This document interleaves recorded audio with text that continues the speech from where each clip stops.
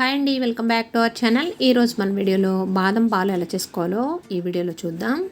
ఇంట్లోనే చాలా హెల్తీగా టేస్టీగా పిల్లలకి ఇలా చేసి పెట్టారంటే పిల్లలు చాలా ఇష్టంగా తాగుతారండి. చాలా సింపుల్గా చేసేసుకోవచ్చు. లేట్ చేయకుండా వీడియోలోకి వెళ్ళిపోదామా. ముందుగా ఒక బౌల్లో 100 గ్రాముల బాదం పప్పుల్ని ఓవర్ నైట్ నానబెట్టుకోవాలండి. లేదు మనం నానబెట్టుకోవడం కుదరలేనప్పుడు, మర్చిపోయినప్పుడు ఇలా బాదం పప్పుల్ని గోరువెచ్చని నీళ్ళల్లో వేసేసి ఒక హాఫ్ అన్ అవర్ అలా వదిలేసామంటే ఈ బాదం పప్పుల పీల్ అంతా చాలా ఈజీగా వచ్చేస్తుంది. ఈ విధంగా నానబెట్టుకున్న బాదం పప్పుల్ని తొక్క తీసేసుకోవాలి. వేడి నీళ్ళల్లో వేయడం వల్ల బాదం పప్పులు తొక్క అనేది చాలా ఈజీగా వచ్చేస్తుంది. నేనైతే ఓవర్ నైట్ నానబెట్టుకున్నానండి. ఇలా నానబెట్టుకున్న బాదం పప్పుల్ని ఒక బౌల్లో వేసుకుంటున్నాను. ఇలా పీల్ తీసేసుకొని పక్కన పెట్టుకొని ఇప్పుడు దీంట్లో వేసుకునే నట్స్ కూడా చిన్న చిన్న ముక్కల కింద కట్ చేసుకోవాలి. ఎనీ డ్రై ఫ్రూట్స్ వేసుకోవచ్చు. నేనైతే బాదం పప్పు ఆల్రెడీ పీల్ తీసుకొని పెట్టుకున్నాం కాబట్టి జీడిపప్పు, పిస్తా పప్పుని చిన్న చిన్న ముక్కల కింద తురుముకుంటున్నాను. మిక్సింగ్ బౌల్ ఒకటి తీసుకొని పీల్ తీసుకున్న బాదం పప్పుల్ని అందులో వేసుకొని వీలైనంత మెత్తటి పేస్ట్ కింద చేసుకోవాలి. ఇలా పేస్ట్ చేసేసుకొని పక్కన పెట్టుకుందాం. ఇప్పుడు స్టవ్ వెలిగించి ప్యాన్ పెట్టుకొని 1 లీటర్ చిక్కటి పాలని వేసుకోవాలి. పాలు ఎప్పుడైనా మిగిలిపోయినప్పుడు ఇలా బాదం పాలు చాలా ఈజీగా చేసేసుకోవచ్చండి. ఇలా పాలను వేసుకొని బాగా మరగనివ్వాలి. ఒక్క 10 నిమిషాలు మరగనిచ్చిన తర్వాత మనం ముందుగా మిక్సీ పట్టుకున్న పేస్ట్ని అందులో వేసేసుకుంటున్నాను.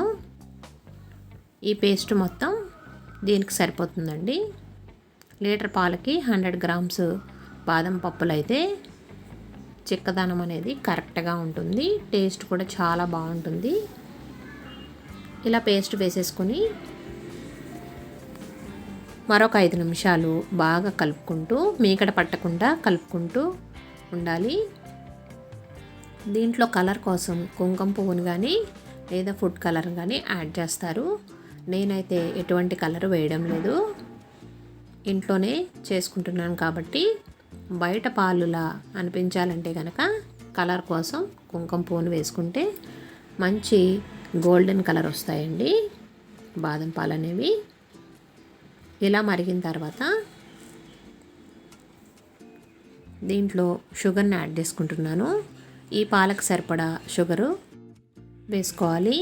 1/2 కప్పు షుగర్ అయితే యాడ్ చేసుకుంటున్నాను నేను. స్వీట్నెస్ ఎక్కువగా కావాలనుకుంటే ఇంకొంచెం యాడ్ చేసుకోవచ్చండి. మధ్య మధ్యలో నట్స్ తగులుతూ ఉంటాయి కాబట్టి ఎక్కువ స్వీట్నెస్ అవసరం లేదు. ఇంచుమించుగా ఇది 4 టేబుల్ స్పూన్ షుగర్ ఉంటుందండి. ఇలా షుగర్ వేసేసుకొని షుగర్ అంతా బాగా మెల్ట్ అయ్యే వరకు కలుపుకుంటూ మరగనివ్వాలి.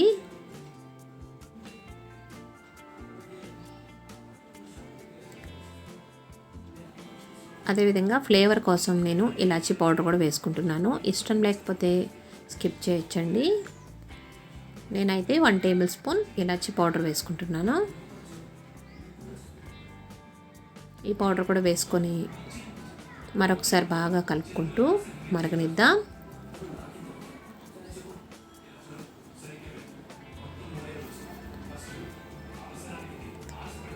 పాలు అనేవి ఇంచుమించుగా మరిగిపోయినాయండి. ఇప్పుడు మనం మెత్తగా తురుముకున్న జీడిపప్పు, పిస్తా పప్పుని వేసేసుకుంటున్నాను. ఈ నట్స్ వేసుకుంటేనే బాదం పాలకి టేస్ట్ బాగుంటుందండి. ఇలా నట్స్ వేసేసుకొని ఇవి కూడా ఒక్క 2 నిమిషాలు ఈ పాలల్లో బాగా ఉడికేటట్టు కలుపుకుంటూ మరగనివ్వాలి. పాలు అనేవి చిక్కగా అనిపిస్తున్నాయి కదా. ఇప్పుడు స్టవ్ ఆఫ్ చేసేసుకొని పూర్తిగా చల్లారనివ్వాలి. ఈ బాదం పాలు అనేవి వేడిగా అయినా సర్వ్ చేసుకోవచ్చు. లేదు ఇలా ఫ్రిడ్జ్లో పెట్టుకొని కూడా సర్వ్ చేసుకోవచ్చండి. టేస్ట్ మాత్రం చాలా బాగుంటుంది. టేస్టీగా కమ్మని బాదం పాలు రెడీ అయిపోయినాయి. వీడియో నచ్చితే తప్పకుండా లైక్ చేయండి. ఫ్రెండ్స్కి రిలేటివ్స్కి షేర్ చేయండి.